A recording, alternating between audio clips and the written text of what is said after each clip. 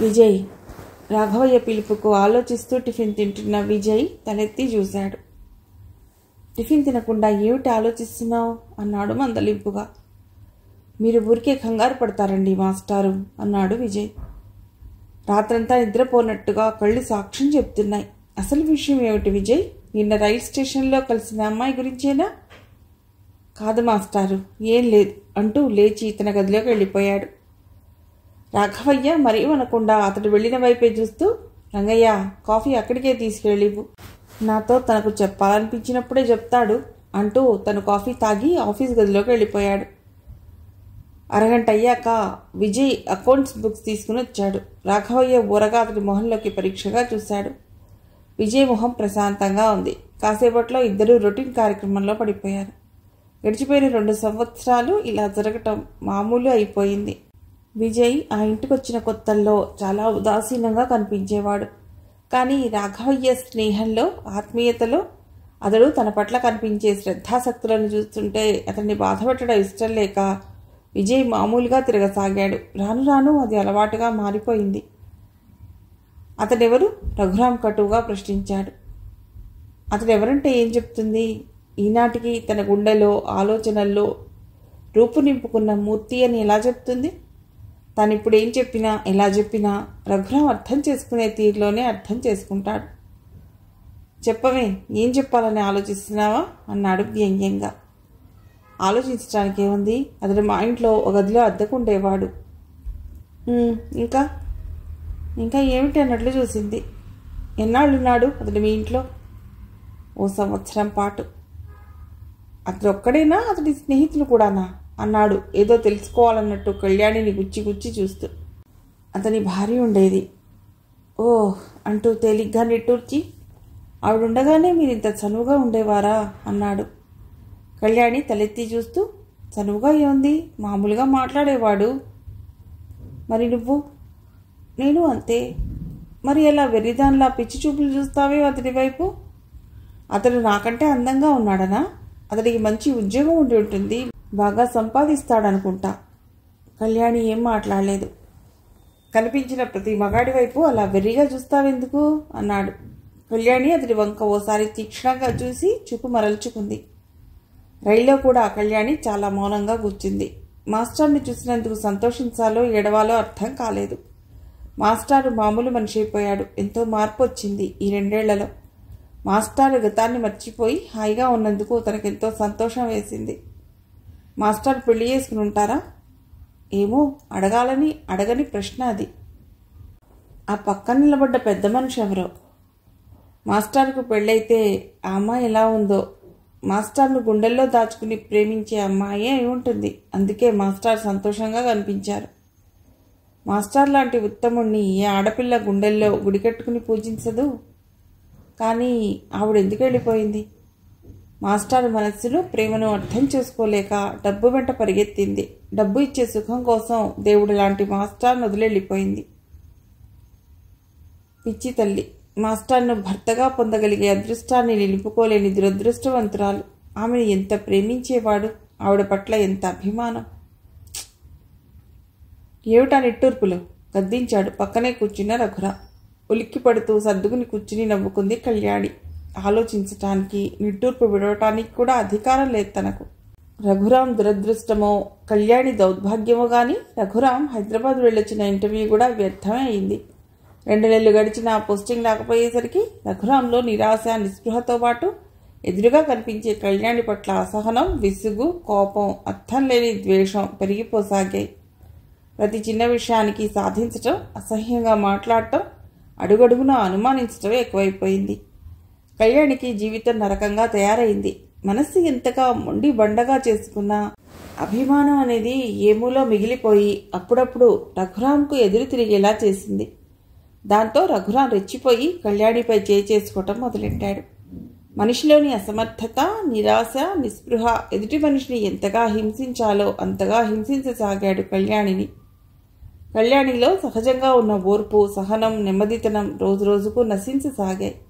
మొదట్లో అతడి అసమర్థతను సహృదయంతో అర్థం చేసుకుంది. అందుకే అతడు నిరాశపడ్డప్పుడల్లా, నిరుత్సాహంగా మాట్లాడినప్పుడల్లా ఓదార్చి అతడి పరిస్థితిని సానుభూతితో అర్థం చేసుకుంది. కానీ తన సహనాన్ని పరీక్షకు పెట్టి తన అసమర్థతను దాచుకోవటానికి తనను హింసించటంలో ఆమెలోని ఓర్పు చచ్చిపోయింది. అతడేమన్నా భరించే శక్తి లేకుండా పోయింది. అతడు చేయి చేసుకున్నప్పుడల్లా కళ్యాణి నోరు పారేసుకునేది. అతడి చేతగానితనాన్ని, అసమర్థతను దెప్పిపొడిచేది. కళ్యాణి అన్నింటినీ భరించినా తన శీలం పట్ల అతడు అనుమానించటం మాత్రం సహించలేకపోయింది. ఆమెలో ఎదురు తిరిగే తత్వం రోజురోజుకు పెరగసాగింది. సరిగ్గా అప్పుడే కళ్యాణికి కరుణ దగ్గర నుండి ఉత్తరం వచ్చింది. అమ్మ ఆరోగ్యం బాలేదు, ఒకసారి వచ్చి వెళ్ళక్క అంటూ రఘురాంతో చెప్పి బయలుదేరింది. కళ్యాణి అలా ఓ 4 రోజులు తనకు దూరంగా వెళ్లి ప్రశాంతంగా గడపడం రఘురాంకి ఇష్టం లేదు. ఆమె పట్ల ఎందుకంత కక్ష పెరిగిందో అతడికి అర్థం కాదు. నిజానికి అలాంటి ఆలోచన ఏనాడూ రాలేదు అతడికి. ముందుగా కళ్యాణిని వెళ్ళటానికి వీల్లేదంటూ అడ్డుకున్నాడు. కానీ అతడి మాట విని అతడి ఆజ్ఞను శిరసావహించే స్థితి దాటిపోయింది కళ్యాణి. ఆఫీసులో సెలవు మంజూరు చేయించుకుని బయటపడింది. ఆమె మనసులో ఓ మొండి నిర్ణయం రూపుదిద్దుకుంటూ ఉంటే ఆ నిర్ణయానికి ప్రాణం పోస్తూ, నా మాట కాదని పెడితే ఈ ఇంటి గడప మళ్ళీ తొక్కటానికి వీల్లేదు అంటూ అరిచాడు రఘురాం. సినిమాలోని సీరియస్ డైలాగ్లా. కళ్యాణి నిర్లక్ష్యంగా అతడి వంక చూసి నవ్వేస్తూ వెళ్ళిపోయింది. రఘురాం అహం దారుణంగా ఓడిపోయింది. తన మాటలకు చేతులకు అణిగిమడిగి పడి ఉంటుందనుకున్న కళ్యాణి తననింత తీవ్రంగా నిరసించి నిర్లక్ష్యంగా వెళ్ళిపోయిందంటే కారణం ఏమిటి? ఎవరు? తనకు ఉద్యోగం లేకపోవటమా? లేక కళ్యాణి తాను అనుమానించినట్టే కాదు, తాను ఊరికే ఉత్తినే అన్నాడు. కానీ కళ్యాణి అలా చేయదు, అలా చేయలేదు కూడా. తను రావద్దంటే రానంది, కానీ వస్తుంది, తప్పకుండా వస్తుంది. క్షణాల్లో అతడిలోని అలజడి, భయం, దిగులు లాంటివి అతడిలోని మగవాడినన్న అహాన్ని మింగేసింది. కళ్యాణిని చూస్తూనే సావిత్రమ్మ కళ్ళు నీళ్లతో నిండాయి. చిక్కిపోయి నల్లగా అయిపోయిన కూతుర్ని 2 చేతులతో దగ్గరకు తీసుకుంటూ, ఇలా అయిపోయావేం తల్లి, ఒంట్లో బాగుండటం లేదా అంది. కళ్యాణి పేలవంగా నవ్వి, నేను బాగున్నానమ్మా, నీ ఆరోగ్యం ఎలా ఉంది? రమ్మని ఉత్తరం ఎందుకు రాశావు అంది. నేను చూడాలనిపించింది తల్లి. ఎలా అడుగుతావేం కళ్యాణి? అల్లుడేమైనా అన్నాడా? ఆందోళనగా అడిగింది. ఆయనేం అనలేదు, ఆయనకి ఇబ్బంది అవుతోందని అంది. అంతే కదా, అతడేం అనలేదు కదా. ఏమిటో నిన్ను హఠాత్తుగా చూడాలనిపించింది తల్లి అంది. నేనే వద్దాం అనుకుంటున్నానమ్మా, మిమ్మల్ని అందరినీ ఓసారి చూడాలనిపించింది, కానీ ఇంత హఠాత్తుగా అనుకోలేదు. చూడటానికి ఎప్పుడైతే ఏంటి తల్లి, వచ్చావు, నిన్ను చూశాను, తృప్తిగా ఉంది అంది. అలా అంటావేమమ్మా, ఇక నన్ను చూడలేననుకున్నావా? నువ్వు కనిపించవని కాదు, నేనే నిన్ను చూడకుండానే వెళ్ళిపోతానేమోనని అంది. అమ్మకు మొన్న ఓ కల వచ్చిందంట అక్కయ్య. ఆ కల్లోనేమో నీకేదో అయినట్టు. రాజు మాటలకు కోపంగా చూస్తూ, ఏదో పాడు కల్లే తల్లి, పీడకల. ఇప్పుడెందుకు? వాడలా ఏదో వాగుతాడు, కానీ వెళ్ళి స్నానం చేసి భోంచేయి, ఈలోగా కరుణ ప్రైవేట్ నుండి వచ్చేస్తుంది అంది. కరుణ మాస్టర్ కనిపించారు అంది కళ్యాణి భోజనాలు చేసి అక్కా చెల్లెళ్ళిద్దరూ డాబాపైకి చేరాక. ఇక్కడ ఎలా ఉన్నారు? ఆతృతగా అడిగింది కరుణ. 6 నెలల క్రితం హైదరాబాద్ వెళ్తే రైల్వే స్టేషన్లో. చాలా బాగున్నారు, పెళ్లి కూడా అయినట్లుంది. పక్కనే ఎవరో ముసలాయన ఉన్నారు. నిన్ను చూశారా? మాట్లాడారా? అంటూ ఆ రోజు జరిగిందంతా చెప్పింది. పాపం మాస్టర్ మంచివారక్క, దేవుడెప్పుడూ వాళ్ళకి మేలు చేస్తాడు అంది కరుణ. విషయం విన్న సావిత్రమ్మ కూడా, పోనిద్దు, ఆ మాస్టారు క్షేమంగా ఉన్నారు అంది. కళ్యాణి వచ్చి 10 రోజులు దాటిపోయింది. తిరిగి వెళ్లే ప్రయత్నం కనిపించలేదు. సావిత్రమ్మకు అనుమానం వేసింది. అల్లుడికి ఇబ్బందిగా ఉంటుంది, పోనీ రమ్మని రాయకూడదమ్మా. అప్పుడే నువ్వు వచ్చి 10 రోజులు అయింది అంది సూటిగా అడగలేక. ఇబ్బంది ఏం కాదులే అమ్మా అంటూ అక్కడ నిలబడకుండా లోపలికి వెళ్ళింది. వచ్చినప్పటి నుండి కూతురి ధోరణి అర్థం కాలేదు సావిత్రమ్మకు. ఎప్పుడు ఏదో ఆలోచిస్తున్నట్లు ముభావంగా ఉండే కళ్యాణిలో మార్పు ఎందుకో అర్థం కాక అతడికి ఉద్యోగం దొరకనందుకేమో అనుకుంది. ఆ మాట అడిగితే, నాకుంది కదమ్మా ఉద్యోగం, ఆయనకు దొరకవలసిన ఉద్యోగం కంటే పెద్ద ఉద్యోగమే చేస్తూ అక్కడ ప్రతి నిమిషం నన్ను సుఖపెట్టడానికి ప్రయత్నిస్తున్నారు అంది అసలు విషయం ఏమిటో అర్థం కాకుండా. అలా అంటావే అక్కయ్య అంది కరుణ రాత్రి నిద్రపోయే ముందు. కరుణ, నేను ఇక అక్కడికి వెళ్ళను. నాకు వెళ్ళాలని లేదు. ఆయనకు ఉద్యోగం దొరకలేదని, సంపాదించి నన్ను సుఖపెట్టడం లేదని కాదు నా బాధ. ప్రతి క్షణం నన్ను అనుమానిస్తూ, శంకిస్తూ, అవమానిస్తూ నన్ను బాధ పెట్టడమే తన ధ్యేయంగా పెట్టుకుని ప్రవర్తించే ఆ మనిషితో కలిసి నేనిక బతకలేను కరుణ. మనసు చంపుకుని అతన్ని పెళ్లి చేసుకుని జీవితంతో రాజీ పడాలనుకుని నేను చేసిన ప్రయత్నం వృధా అయింది. ఉద్యోగం వెతుక్కోవాలనే ప్రయత్నం కంటే నేను ఆఫీస్లో ఏం చేస్తుంటాను, ఎవరితో మాట్లాడతాను, వీటి గురించి ఆరాలు తీస్తూ నలుగురిలో నేను ఒక బజారు దానికంటే హీనంగా నిలబడేలా చేస్తున్నారు. అతడు నన్ను ప్రేమించకపోయినా పర్వాలేదు, భార్యలా గౌరవించి అభిమానించకపోయినా బాధపడేదాన్ని కాదు. నన్ను ఒక మనిషిలా కూడా గుర్తించటం లేదు కరుణ. నా మీద బోల్డ్ అనుమానం. హైదరాబాద్కి ఇంటర్వ్యూకి వెళ్ళి వస్తుండగా మాస్టర్ కలిశారు. మన ఇంట్లో అద్దెకుండేవాడిని తెలిసి ఇన్నాళ్ళున్నాడు, ఎందుకు వెళ్ళిపోయాడు, నాతో మాట్లాడేవాడా, ఇన్ని తరచి అడిగాడు. దాంతో విసిగిపోయి శాంతి విషయం కూడా చెప్పాను, అనుమానం తీరుతుందేమోనని. అది విని ఆయన ఏమన్నారో తెలుసా? శాంతి అలా చేయటానికి నేనే కారణమేమోనని. నవ్వాలో ఏడవాలో అర్థం కాలేదు. అమ్మకి విషయం చెప్పకు, నేను మాత్రం వెళ్ళను. ట్రాన్స్ఫర్కి అప్లై చేశాను, వస్తే వెళ్ళిపోతాను. అప్పుడు నేను అతడి దగ్గరికి వెళ్ళాలనుకుంటుంది. ఆవిడ ఆరోగ్యం బాగలేదు. నా విషయం విని మరింత బాధపడి ఆరోగ్యం పాడు చేసుకుంటుంది అంది. కరుణ మాట్లాడలేదు. కళ్యాణి కళ్ళు తుడుచుకుని నిబ్బరంగా నవ్వుతూ, ఒంటరిగా ఎక్కడో విహంగంగా ఉంటాను కరుణ. నా ఆత్మను, ఆశను, కోరికలను, చివరికి నా ఊపిరి లాంటి ఆత్మాభిమానాన్ని చంపుకుని అతడితో రాజీ పట్టడానికి ప్రయత్నించాను. కానీ మనిషి మంచితనం, రాజీతత్వం ఎదుటి మనిషికి నిస్సహాయంగా, పిరికితనంగా కనిపించి మరింత అలుసుకు దారితీసిందనుకోలేదు. నా సహనాన్ని పరీక్షించి ఓడిపోయి ఆ ఓటమిని అక్కసుగా మార్చుకుని మరింతగా హింసించాడు. చివరికి పసుపులా నన్ను కొట్టి. ఛా, ఏడుస్తున్నావా కరుణ? వద్దు చెల్లి, జరిగిపోయిన జీవితం. మళ్ళీ ఆ జీవితంలోకి నేను అడుగుపెట్టదలుచుకోలేదు. నాకు ఇక మిగిలింది స్వేచ్ఛా జీవితం అంటూ ఏడుస్తున్న కరుణ కళ్ళు తుడిచి పక్కపక్క నవ్వింది కళ్యాణి. కరుణ కళ్యాణి వంక భయంగా చూసింది. పిచ్చిదానిలా నవ్వుతోంది కళ్యాణి.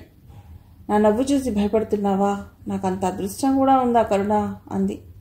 కళ్యాణి నవ్వినా కళ్ళలో నుండి కన్నీళ్లు కారిపోసాగాయి. నేను తప్పు చేస్తున్నానంటావా కరుణ అంది. లేదక్క, నువ్వెప్పుడు తప్పు చేయవు. పిరికిదానిలా జీవితాన్ని చూసి భయపడకుండా ధైర్యంగా బతకాలనుకుంటున్నందుకు నాకు సంతోషంగానే ఉంది అంది కరుణ. హఠాత్తుగా ఇంటికి వచ్చిన రఘురాంని చూస్తేనే కళ్యాణి బిత్రపోయింది. విషయం తెలియని సావిత్రమ్మ మాత్రం రఘురాం రాకను మరోలా ఊహించుకుని, అమ్మాయి వస్తానంటే నేనే 2 రోజులు ఉండమన్నాను బాబు అంది. రఘురాం మాట్లాడలేదు. 2 రోజులు మామూలుగా గడిపి బయలుదేరమన్నాడు. కళ్యాణి రానంది. అవును, ఎందుకు వస్తావే? ట్రాన్స్ఫర్కు ప్రయత్నిస్తావా? ఎవడిస్తాడో చూస్తాను.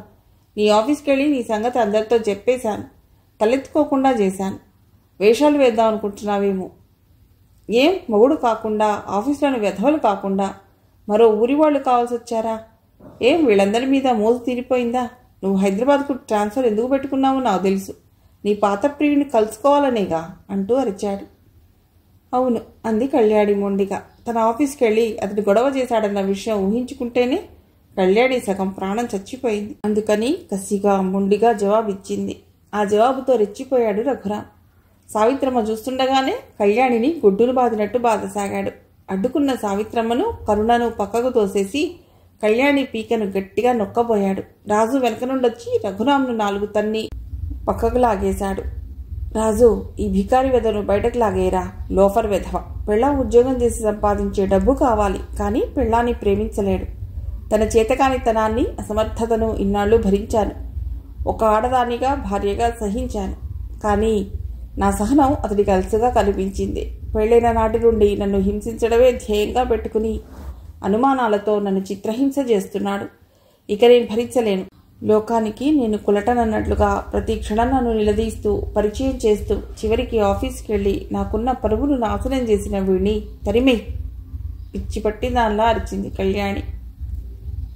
కళ్యాణి మాటలను, పిచ్చి అరుపును, కన్నీళ్లను చూసి రఘురాం ఆవిడ గొంతు నిలిమిన సంఘటన గుర్తుకొచ్చి రాజు రఘురాంను బయటికి గెంటేశాడు. సావిత్రమ్మ నెత్తి నోరు బాదుకుంది. అది వెర్రి ఆవేశంతో అరిస్తే నువ్వు అతన్ని తరిమేస్తావుట్రా. వెళ్ళు వెధవా, మగదిక్కువై దాని సంసారాన్ని తీర్చిదిద్దవలసింది పోయి నువ్వే నాశనం చేస్తావా అంటూ రాజును కసి తీరా తిట్టింది సావిత్రమ్మ.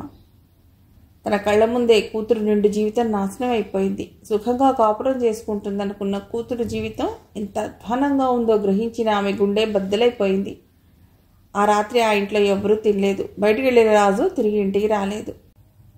ఆ రాత్రి కళ్యాణి జీవితం తనతో రాజీ పడలేదని తెలిసి తను రాజీపడి అన్నీ కోల్పోయి చివరకు ఓటమి మిగిల్చుకుని సావిత్రమ్మను కరుణను వదిలేసి వెళ్ళిపోయింది. చెట్టంత కూతురు కళ్ల ముందే కాలి బూడిదైపోవటం చూసిన సావిత్రమ్మ బలహీనమైన గుండె కొట్టుకోవటం ఆగిపోయింది. కరుణ ఒంటరిదైపోయింది. ఆ రోజు కూడా రాఘవయ్య హడావుడిగా బయలుదేరదీశాడు. మీరు వెళ్ళండి మాస్టారు, నాకు చాలా పని ఉంది, అకౌంట్స్ చూడాలి అన్నాడు విజయ్. ఎప్పుడూ అకౌంట్స్ చుట్టమైనా విజయ్, నా అభిమాన హీరో 2 విభిన్న పాత్రల్లో కృష్ణుడు దుర్యోధనుడు. ఓహ్, అద్భుతంగా ఉంటుంది, పద. టికెట్స్ తెప్పించాను. ఎన్నాళ్ళ నుండో అనుకుంటున్నాను విజయ్, ఈ సినిమా ఎప్పుడు రిలీజ్ అవుతుందా అని. తీరా వచ్చాక టికెట్లు తెప్పించాక నువ్వు రానంటే నేను వెళ్ళను అన్నాడు కుర్చీలో కూర్చుంటూ. అతడు అలిగినట్టుగా కూర్చున్న తీరు చూశాక విజయ్కు నవ్వొచ్చింది. తప్పదంటారా అన్నాడు. తప్పదు, పదండి మరి అన్నాడు. వీళ్ళు వెళ్ళేసరికి మ్యాట్ని వదిలే టైం అయింది. టికెట్లు ఇచ్చే కౌంటర్ దగ్గర పెద్ద పెద్ద క్యూలు. ఎక్కడ చూసినా జనం గుంపులు గుంపులుగా ఉన్నారు. రాఘవయ్య కనుపు బలెగరేస్తూ చిత్రంగా విజయ్ వంక చూస్తూ, చూసావా ఎంత జనం వచ్చారో అన్నాడు. విజయ్ చిన్నగా నవ్వాడు. రాఘవయ్యకు విజయ్ నవ్వు గ్రీన్ సిగ్నల్గా అనిపించి చూడబోయే సినిమా గురించి, అభిమాన నటుడి నటన గురించి చెప్పడం మొదలెట్టాడు. బోరుగా లేకపోయినా విజయ్ ఆసక్తిగా వినలేక చుట్టూరా చూడసాగాడు. సినిమా హాల్లో రష్ చాలా ఉంది. ఆంధ్రుల అభిమాన నటుడి సినిమా ఆ రోజే విడుదలయ్యింది. పైగా 2 విభిన్న పాత్రలు నటిస్తున్న సినిమా. రాఘవయ్య 2 టికెట్లు రిజర్వ్ చేయించాడు. విజయ్కి మొదటి నుండి సినిమాల పట్ల ఆసక్తి తక్కువ. అభిమాన నటుడి సినిమా మొదటి రోజే చూడాలన్న ఉత్సాహం మరీ తక్కువ.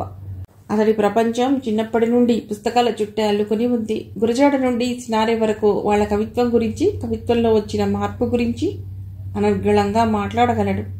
అటు శరత్ సాహిత్యం నుండి రంగనాయకమ్మ వరకు స్త్రీ పాత్రలు, వాళ్లకు ఆనాటి ఈనాటి సమాజంలో ఉన్న స్థానం గురించి గుక్కదిప్పుకోకుండా మాట్లాడగలడు. కానీ సినిమాల గురించి విజయ్కు అంతగా శ్రద్ధ, ఆసక్తి లేదు. రాఘవయ్య మాత్రం వయసు పైబడ్డ సినిమాల పిచ్చి మాత్రం తగ్గలేదు. ఇంత పనిలో ఉన్న కొత్త సినిమా వచ్చిందనగానే చిన్నపిల్లల కంటే అధ్వానంగా ఉత్సాహంతో రంగయ్యను తీసుకుని వెళ్ళిపోతాడు. విజయ్ వచ్చాక విజయ్తో వెళ్ళడం అలవాటు. ప్రతిసారి వెళ్ళటం విజయ్కి ఇష్టం ఉండేది కాదు. ప్రతి చెత్త సినిమాను రాఘవయ్య బయలుదేరదీసేవాడు. రాఘవయ్య వెళ్ళి టికెట్ తీసుకొచ్చేవాడు. మీరిద్దరు వెళ్ళండి మాస్టారు, నేను రాను, నాకు కొంచెం పని ఉంది అని తప్పించుకు చూసేవాడు. కానీ రాఘవయ్య మాత్రం పద విజయ్ అంటూ మరేం మాట్లాడకుండా బయలుదేరదీసేవాడు. నాకున్న ఒకే ఒక్క వ్యసనం, వ్యాపకం ఇదొకటే విజయ్. మనకున్న ఒంటరితనం కాసేపు మర్చిపోవచ్చు, పద పద అంటూ హడావిడి పడిపోయేవాడు. సినిమా వదిలారు. జనం ప్రవాహంలా వస్తున్నారు. విజయ్ జేబులో ఏదో కదులుతున్నట్టు అనిపించి చటుక్కున జేబును గట్టిగా అది పట్టుకున్నాడు. జేబులోకి దూరిన ఎవరిదో చెయ్యి విజయ్ గుప్పిట్లో బిగుసుకుపోయింది. విజయ్ వెనక్కి తిరిగి చూశాడు. ఎదురుగా 16 ఏళ్ల కుర్రవాడు. అతడి కళ్ళు ఆశ్చర్యంతో పెద్దవయ్యాయి. విజయ్ని చూస్తూనే ఆ కుర్రవాడి కళ్లలో తను గుర్తించిన ఆశ్చర్యంతో పాటు సిగ్గు కదిలాయి. తలవాల్చుకుని నిలబడిపోయాడు. రాజు, నువ్వు... విజయ్ ఏదో అనేలోగా రాజు చెయ్యి విదిలించుకుని జనంలో కలిసిపోవాలని చూశాడు. కానీ విజయ్ రాజును వదలలేదు.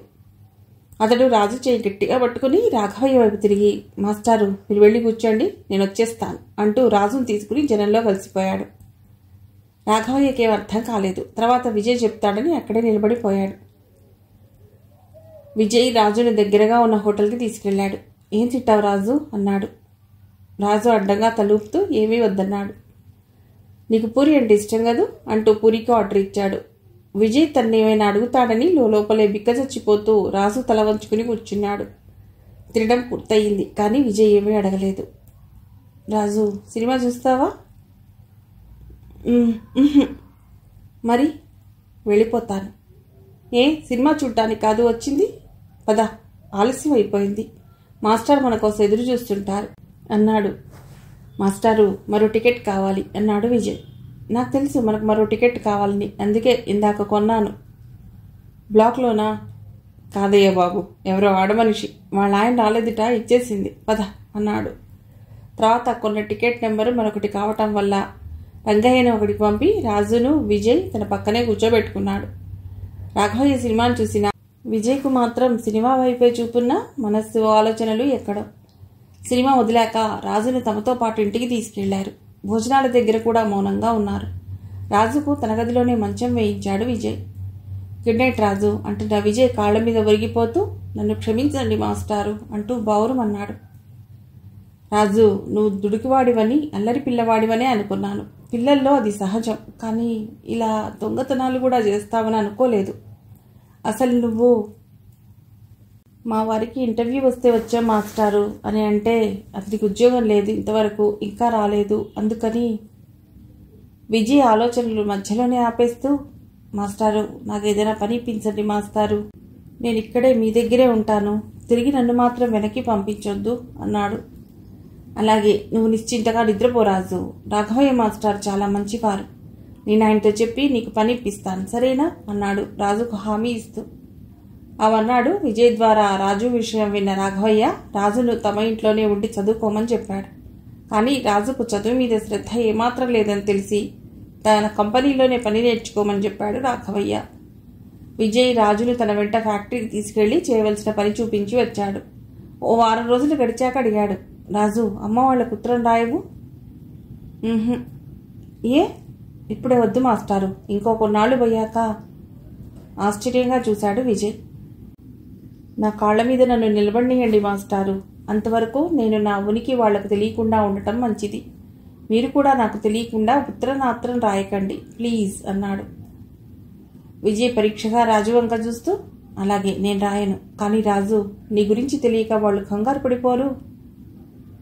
ఆ పడ్డం జరిగిపోయి 4 రోజుల పైగా అయింది మాస్టారు అన్నాడు. విజయ్ తలపంకించి ఉండిపోయాడు.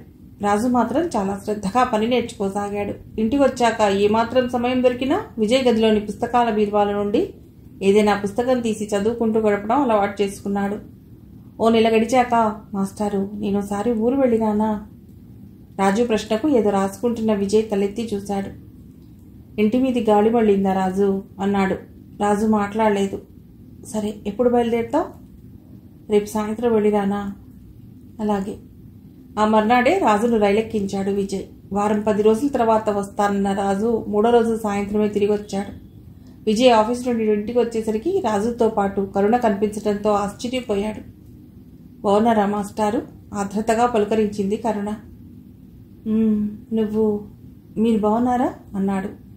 గడిచిన 3 ఏళ్లలో కరుణ చాలా పెద్దదైపోయినట్టు, ఎంతో ఎదిగినట్లు అనిపించింది. పరికిణీ ఓణీలు వేసుకునే కరుణ చీరలో నిండుగా యువతిలా కనిపించడంతో మన్నించి మాట్లాడాడు. అంది.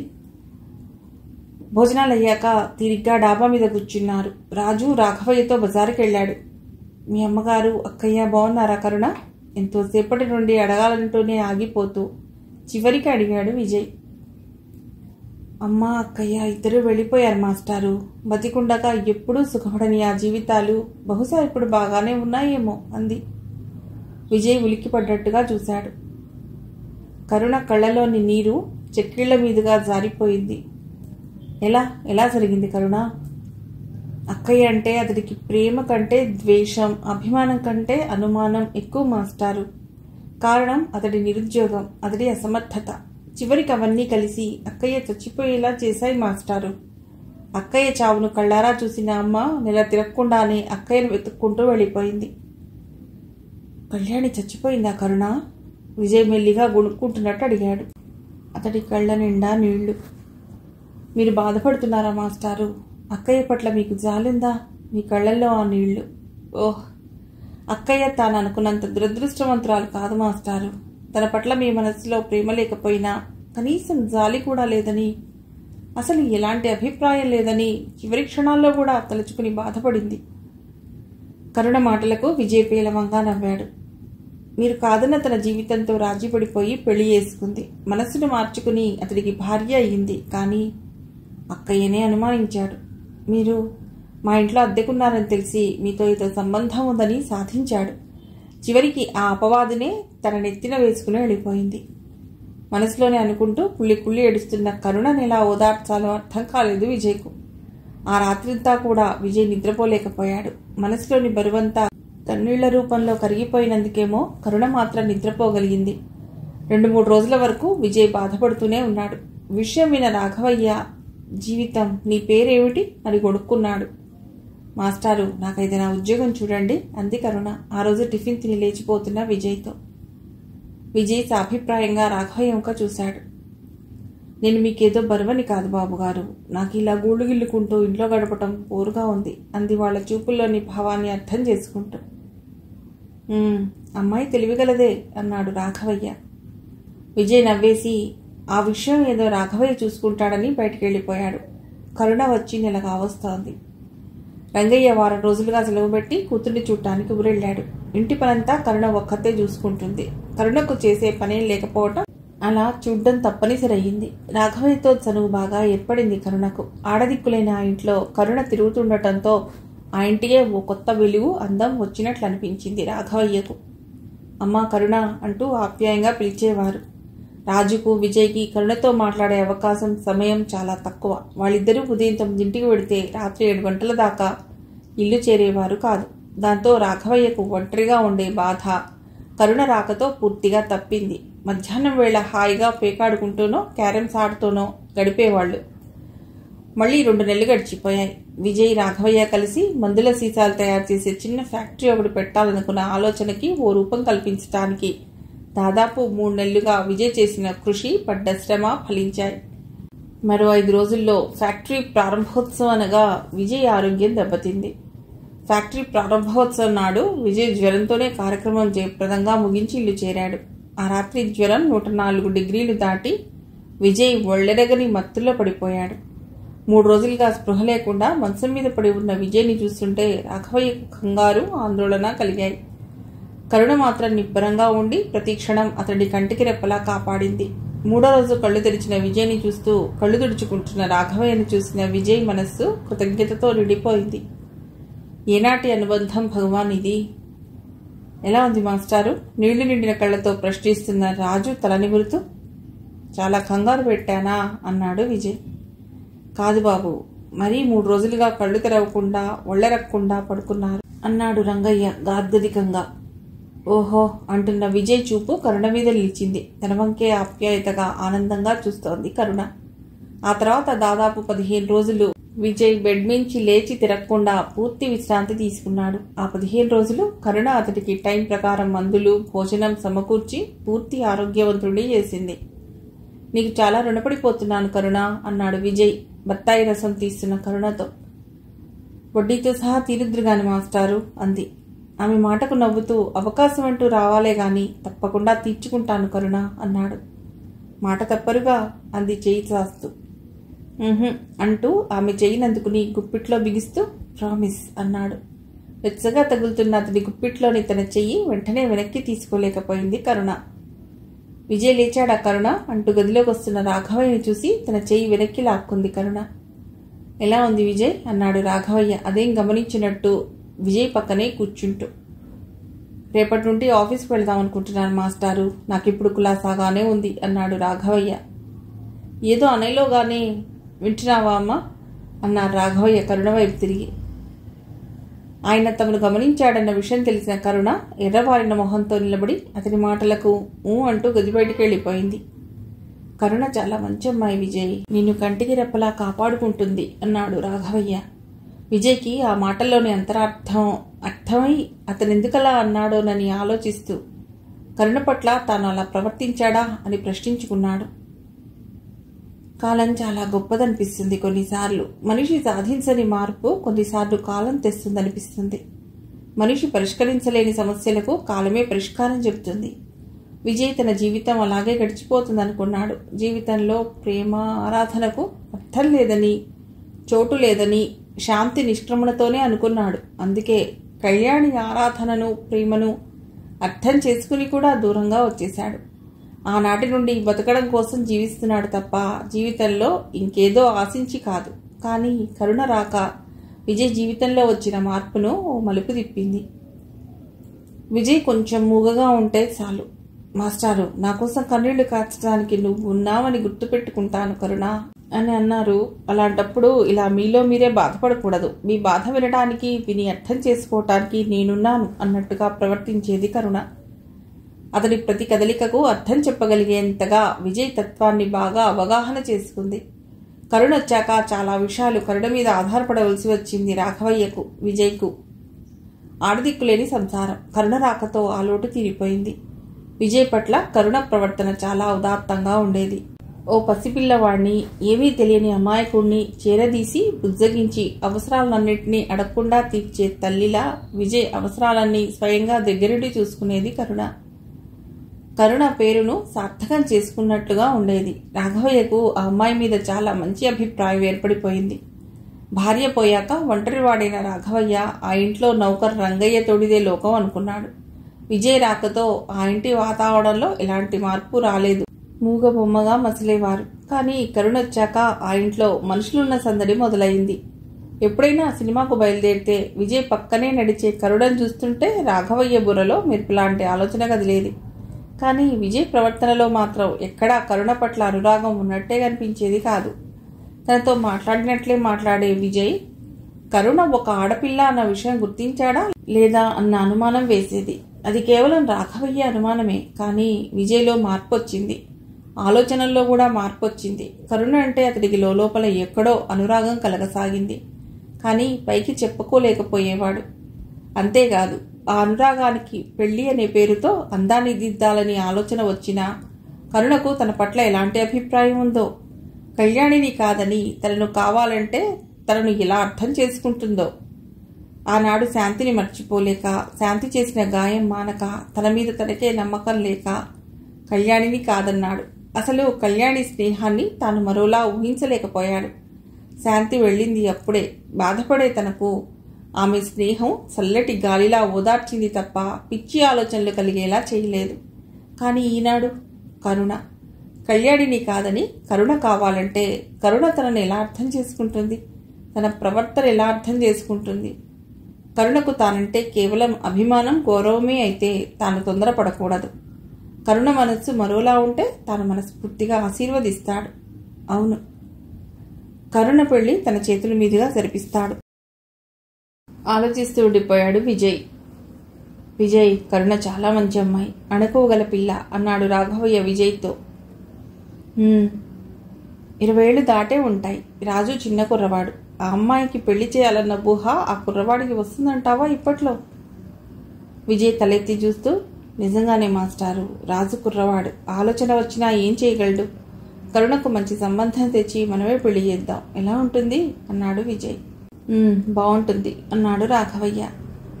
కరుణ జీవితం నిండుగా 100 ఏళ్లు చల్లగా ఉండేలా మంచి కుర్రవాడిని చూడండి మాస్టారు. వాళ్ళ అక్కయ్య జీవితంలా ఆ అమ్మాయి జీవితం కాకూడదు. ఆ అమ్మాయి జీవితంలో ఆస్తి ఐశ్వర్యం లేకపోయినా ఆత్మీయత, సుఖశాంతులు ఉంటే చాలు ఆవేశంగా అన్నాడు విజయ్. ఈ కాలపు కుర్రవాళ్ళని నమ్మలేం విజయ్ అన్నాడు అనుమానంగా చూస్తూ. అలా అనకండి మాస్టారు, మీరు ప్రయత్నిస్తే తప్పకుండా అటువంటి అబ్బాయి దొరక్కపోడు. మీరు పార్ట్నర్ రంగనాథానికి చెప్పండి. వాడికి కొడుకులు లేరన్న సంగతి నాకు తెలుసు మాస్టారు. కానీ కొడుకులున్న తండ్రులు తెలియకపోరు. మనం కుర్రవాణ్ణి చూస్తే కరుణ ఒప్పుకుంటుందా అన్నాడు రాఘవయ్య. ఎందుకు ఒప్పుకోదు మాస్టారు? కరుణకు నచ్చితే కదా పెళ్లి జరుగుతుంది. అది పాయింటే. మరి మీకు నచ్చాలిగా. అంటే విజయ్ ప్రశ్నకు నాలి కొరుక్కున్నాడు రాఘవయ్య. అబ్బాయికి కరుణ నచ్చాలిగా. కరుణకేం మాస్టారు? ఇందాకేగా మీరన్నారు మంచి అమ్మాయి, అణుకోగల పిల్ల అని. అందం కావాలి కదోయ్. కరుణ అందంగానే ఉంటుంది మాస్టారు. పైగా మంచి మనస్సున్న మనిషి, ఆత్మీయత, అభిమానం తెలిసిన మనిషి, మనసుకు తప్ప ఆడంబరాలకు విలువనివ్వని హృదయం. ఇంకేం కావాలి? అలాంటప్పుడు ఇంకా ఎక్కడో వెతకటం ఎందుకు విజయ్? నువ్వు చేసుకోవచ్చుగా. రాఘవయ్య మాటకు విజయ్ చేతిలోని పుస్తకం జారి కింద పడిపోబోయింది. అది కింద పడకుండా అందుకుని విజయ్ ఒళ్ళో పెడుతూ అభిప్రాయంగా చూశాడు. నాకు అర్హత లేదు మాస్టారు. కరుణ నన్ను చేసుకు సుఖపడుతుందనుకోను. ఏం విజయ్, నువ్వు ఇంకా శాంతి కోసం బాధపడుతున్నానంటే నేను నమ్మను.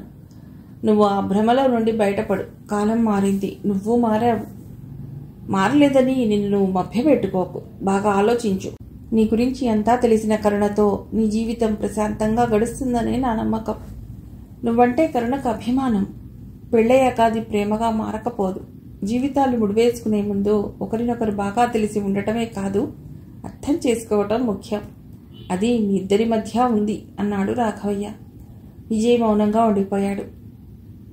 ఇంటర్వ్యూకి చాలామంది వచ్చారు అనుకుంది ప్రియ. ఇంటర్వ్యూ మొదలవ్వటానికి ఇంకో 10 నిమిషాలుంది. అబ్బాయిలంతా గుంపులుగా ఓ చోట నిలబడి మాట్లాడుకుంటున్నారు. అమ్మాయిలంతా మరో పక్క చేరి ఇంటర్వ్యూ కోసం జనరల్ నాలెడ్జ్ పుస్తకాలు ఆతృతగా తిరగేస్తున్నారు. ప్రియా తనకొచ్చిన కాల్ లెటర్ను మరోసారి చూసుకుని, ఫైల్లో భద్రపరిచిన సర్టిఫికేట్ను ఒకసారి చూసుకుని బయట సర్దుకుని కూర్చుంది. దాదాపు 25 ఏళ్లు ఉంటుంది. మొహం పీక్కుపోయి కళ్ళ కింద నల్ల చారలు, వెలిసిపోయినట్లున్న చీరలో చాలా సామాన్యంగా ఉంది. పేదరికం, నిస్సహాయత ఆమెలో చాలా స్పష్టంగా కనిపిస్తోంది. మేనేజర్ గారు ఇంకా రాలేదు. రాగానే మొదలవుతుంది ఇంటర్వ్యూ. ఎవరు అనటంతో నిలబడి మాట్లాడుకుంటున్న వారంతా సర్దు కూర్చుని తిరిగ్గా మాట్లాడుకుంటూ చదువుకుంటున్నారు. ఓ మూల ఎవరితో మాట్లాడకుండా కూర్చుంది ప్రియా. ఇంటర్వ్యూ అయిపోగానే త్వరగా వస్తావు కదూ ప్రియా? సుదర్శన్ మాటలు గుర్తుకొచ్చాయి. తప్పకుండా వస్తాను సుధా అంది. ఈ ఉద్యోగం అయినా వస్తుందంటావా ప్రియా? కొత్త కంపెనీ కదూ, వేకెన్సీలు చాలా ఉన్నాయి. అప్లై చేసిన ఉద్యోగం కాకపోయినా మరే చిన్న ఉద్యోగం అయినా ఇవ్వమని అడుగుతాను అంది. నా కోసం నువ్వెంత బాధపడుతున్నావు ప్రియా? నువ్వు నన్ను ఇంతగా ప్రేమిస్తున్నావని నేనెప్పుడూ అనుకోలేదు. సుదర్శన్ మాట పూర్తి కాకముందే తను చెప్పులు వేసుకుని బయటకొచ్చింది.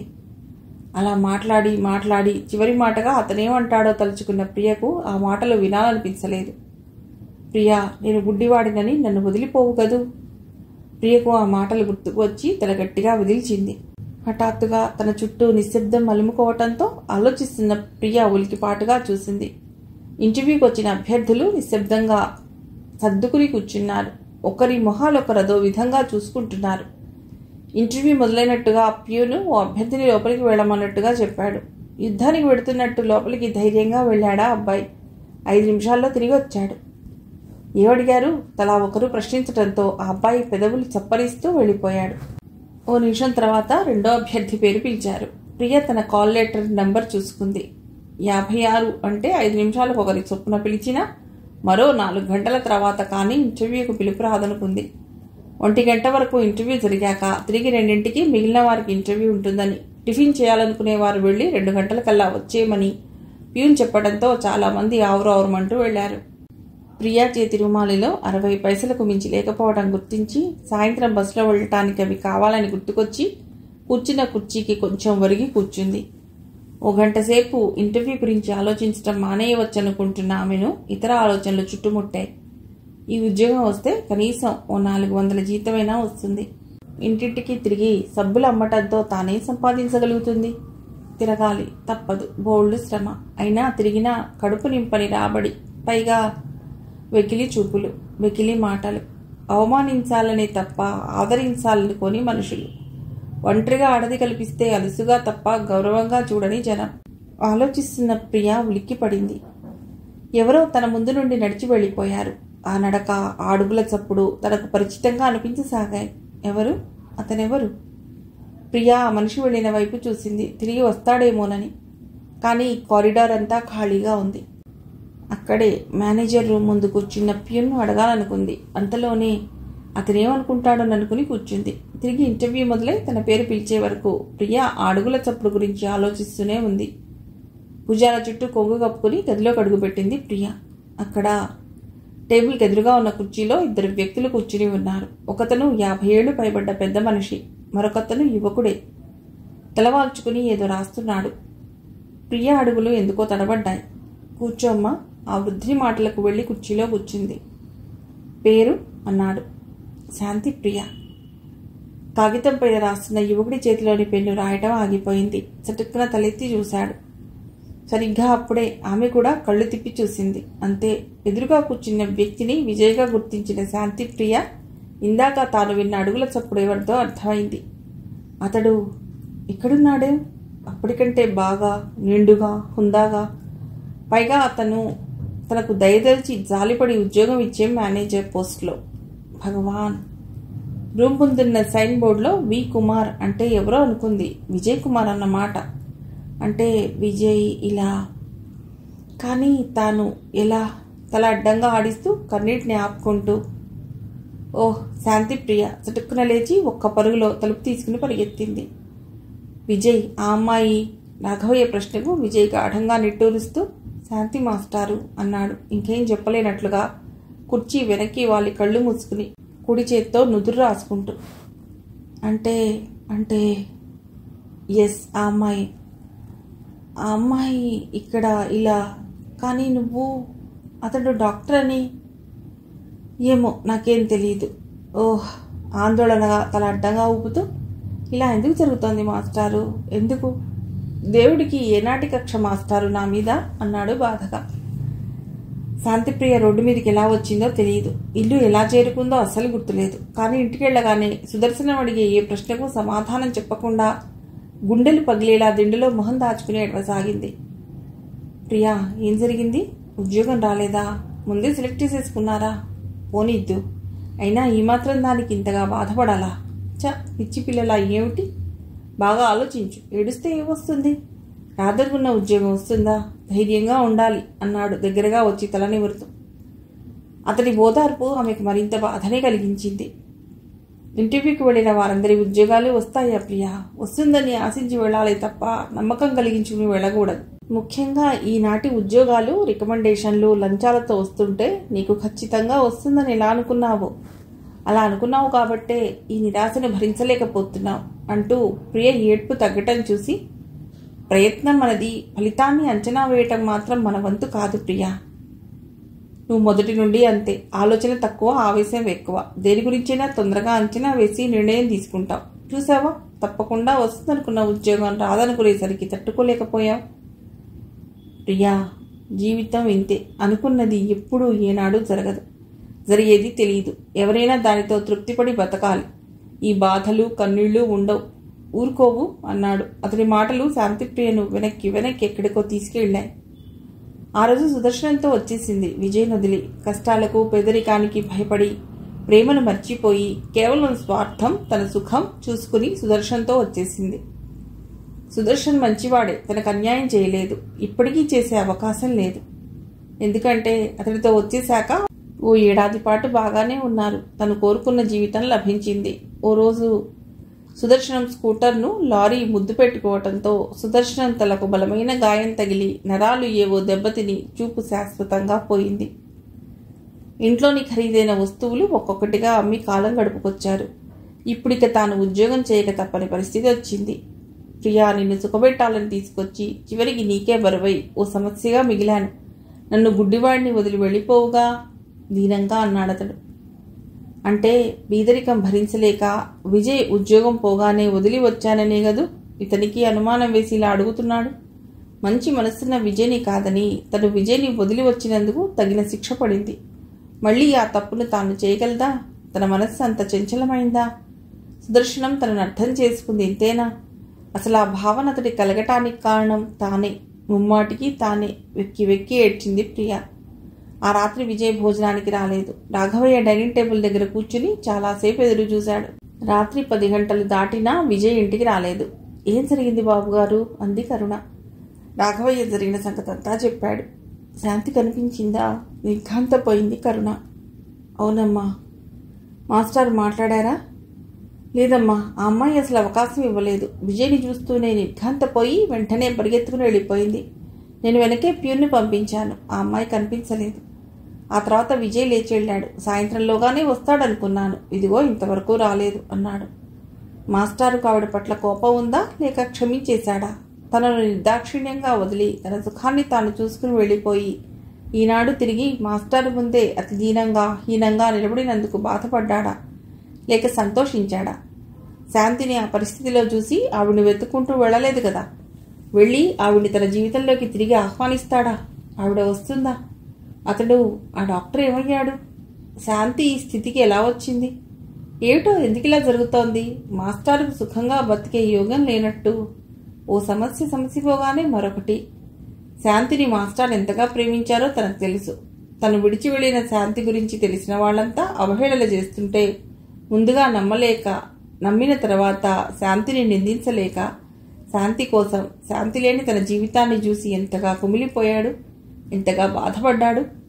శాంతిని మరువలేని మాస్టారు మరో మనిషికి తన జీవితంలో చోటు ఇవ్వలేక అలాగే ఉండిపోయారు. అది చాలు శాంతి అంటే మాస్టారుకి ఎంత ఇష్టమో తెలుసుకోవటానికి. బాబుగారి మాటల వల్ల ఈ మధ్య మాస్టారు కొంచెం మారాడని అనిపిస్తోంది. మార్పు వచ్చిన జీవితం మధురమైన మలుపు తిరిగే సమయంలో మళ్ళీ ఈ అవాంతరం ఏమిటి? తను స్వార్థంగా ఆలోచిస్తుందా? తను తాను ప్రశ్నించుకుంది కరుణ. లేదు, మాస్టారుకు శాంతిలోనే ప్రశాంతత దొరికితే తాను సంతోషంగా పక్కకు తొలగిపోతుంది. తనకు కావాల్సింది మాస్టర్ ఆనందంగా సుఖంగా ఉండటమే. మాస్టర్ నిర్ణయం ఎలా ఉన్నా తనకు అంగీకారమే. కరుణ అలా ఆలోచిస్తూనే ఎంతసేపు కూర్చుందో గోడ గడియారం 12 గంటలు కొట్టడంతో ఉలిక్కి పడుతూ గుమ్మం వైపు చూసింది. విజయ్ రాలేదు. రాజు నిద్రపోతున్నాడు తన గదిలో. రాఘవయ్య వాలు కుర్చీలోనే గాఢ నిద్రలో మునిగిపోయాడు. రాత్రంతా మేలుకుని ఉన్నా విజయ్ రాలేదు. మర్నాడు పగలంతా విజయ్ రాలేదు.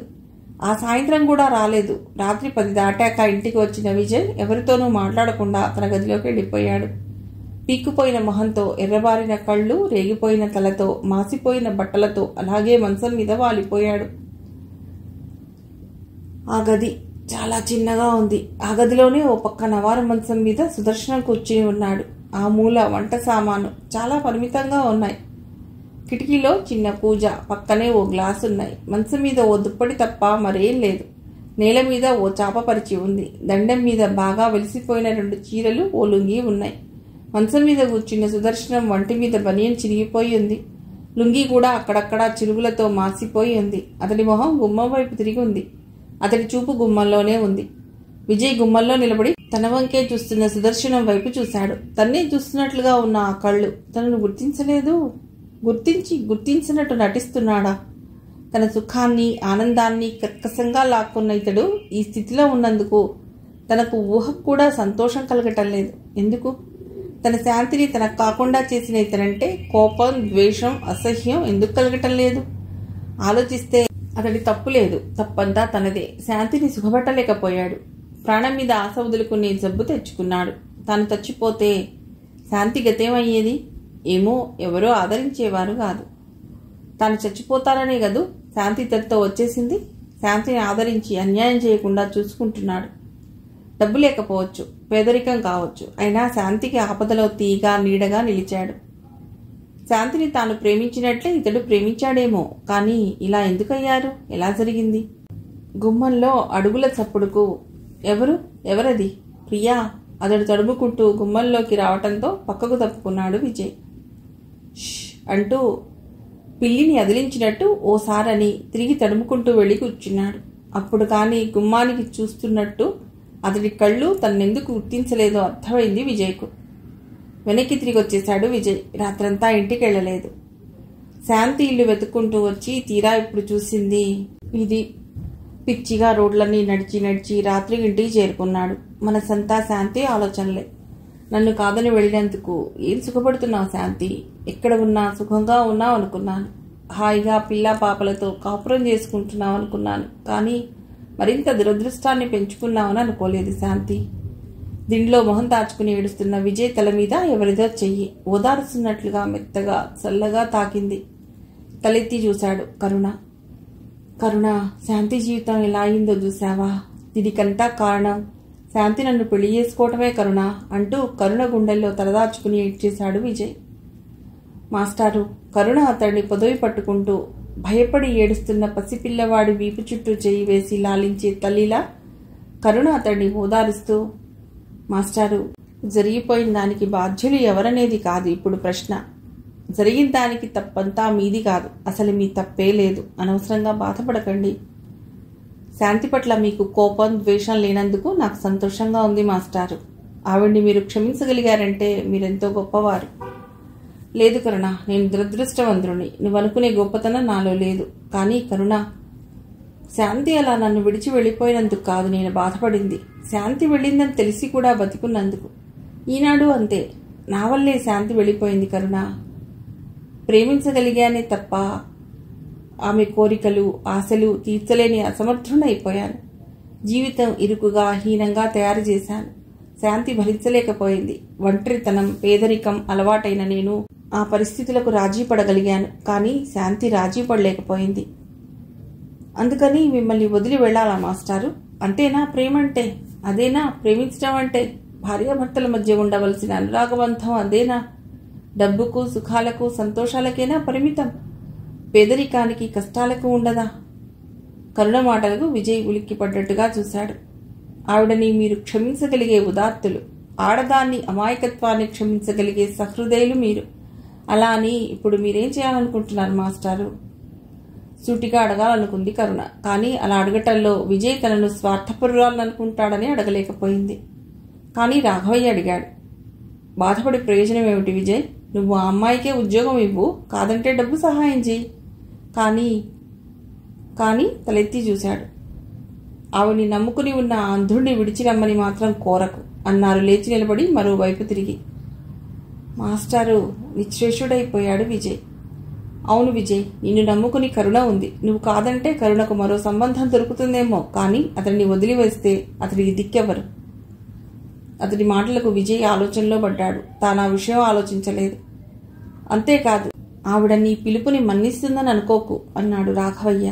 విజయ్ మాట్లాడలేదు. అతడి మౌనాన్ని మరోలా అర్థం చేసుకుంది కరుణ. రాఘవయ్య మరోలా అర్థం చేసుకున్నారు.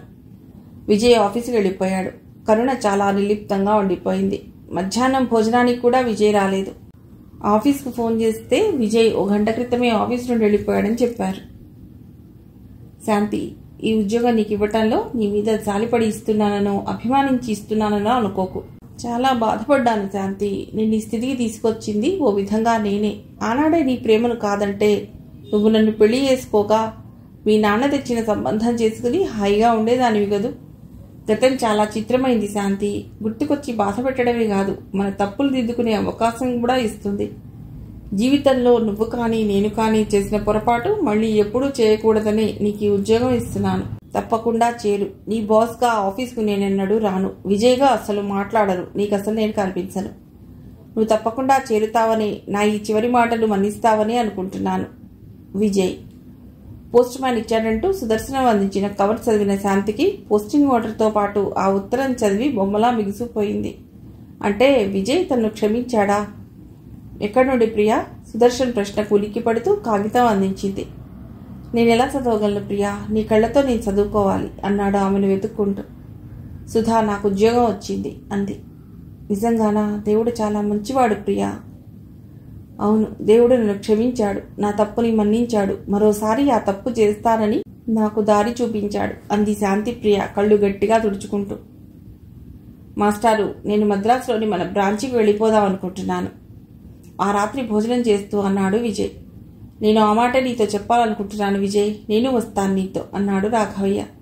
కరుణను ఈ ఇంట్లో ఉండమన్నాను, ఉండనంటోంది. వాళ్ళ ఊరు వెడతానంటోంది. రాజు ఇక్కడే ఉంటాడు అన్నాడు. విజయ్ మాట్లాడలేదు. వింటున్నావా విజయ్? గట్టిగా అడిగాడు రాఘవయ్య. అంటూ తలూపి లేచిపోయాడు విజయ్. శాంతి జీవితం కుదురుకున్నా విజయ్ జీవితం మారేలా లేదనుకున్నాడు రాఘవయ్య. కరుణ చీకట్లో గదిలో ఒంటరిగా కిటికీ దగ్గర నిలబడి బయటకు చూస్తున్న కరుణ కళ్ళు తుడుచుకుంటూ వెనక్కి తిరిగింది. ఎదురుగా రాఘవయ్య అతన్ని చూసి చిన్నగా నవ్వ ప్రయత్నిస్తూ, మీరింకా నిద్రపోలేదా బాబుగారు అంది. లేదమ్మా, నువ్వింకా కొన్నాళ్ళు మాతో ఉండకూడదు. విజయ్కున్న ఒక్క బాధకు పరిష్కారం లభించింది, ఇంకా మారవచ్చు. కరుణ నవ్వి, మాస్టారు మారితే నేను ఎక్కడున్నా వచ్చేస్తారు బాబుగారు అంది. అతడు చెప్పాలనుకున్నది ఎంతో ఉన్నా కరుణ జవాబు విని మౌనం వహించాడు. ఆ మర్నాడు సాయంత్రం ట్రైన్కే కరుణ బయలుదేరతానంది. రాజు రాఘవయ్య ట్రైన్ ఎక్కించడానికి స్టేషన్కి వెళ్లారు.